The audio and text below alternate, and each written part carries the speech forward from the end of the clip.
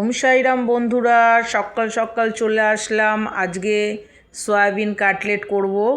তো সয়াবিন জলে ভিজিয়ে রেখেছিলাম, আর এদিকে পেঁয়াজ, রসুন, কাঁচা লঙ্কা, আদা কিমা করে নিয়েছি, আর ওদিকে আলু সেদ্ধ করে নিয়েছি। এবার মিক্সিতে সয়াবিনগুলো দিয়ে দিচ্ছি, ভালো করে জল ঝরিয়ে এটাকে কিমা করে পেস্ট করে নেবো আর কি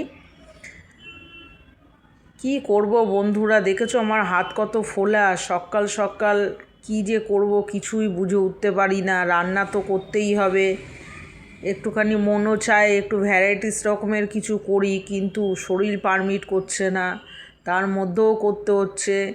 তাই ভাবলাম তোমাদেরকে একটু শেয়ার করি।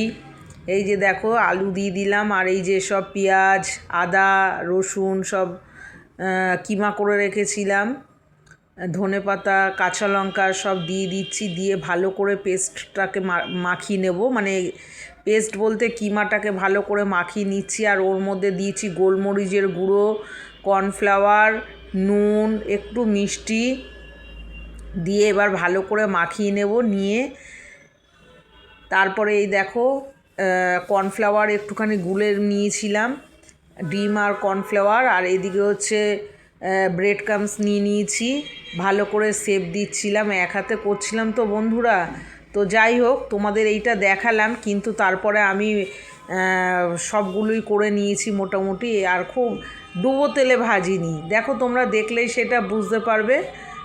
মানে যেইটুকুনো লাগে সেইটুকুনি, তবে এগুলো ডুবো তেলে ফ্রাই করলে বেশি ভালো হয়। তবে ওপরটা খুব ক্রিস্পি ছিল আর ভেতরটা খুব জুসি ছিল, আর মনেই হচ্ছিল না যে এটা সয়াবিন দিয়ে করা, মনে হচ্ছিল চিকেন দিয়েই করেছি, এতটাই টেস্ট হয়েছিল।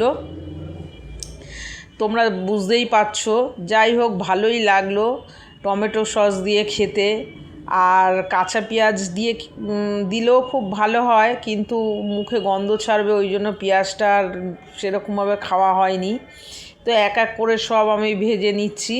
ভেজে নেবার পরে দেখো, এই যে যেইটুকুনো তেল আছে বাদবাকিগুলো ওই তেলেই ভেজেছি। এই যে দেখো, আমার সব ভাজা কমপ্লিট মোটামুটি।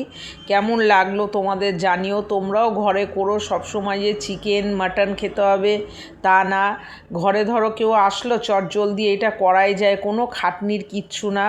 তবে হ্যাঁ, শরীর ভালো থাকলে সব কিছুই ভালো লাগে। আজকের মতন টাটা।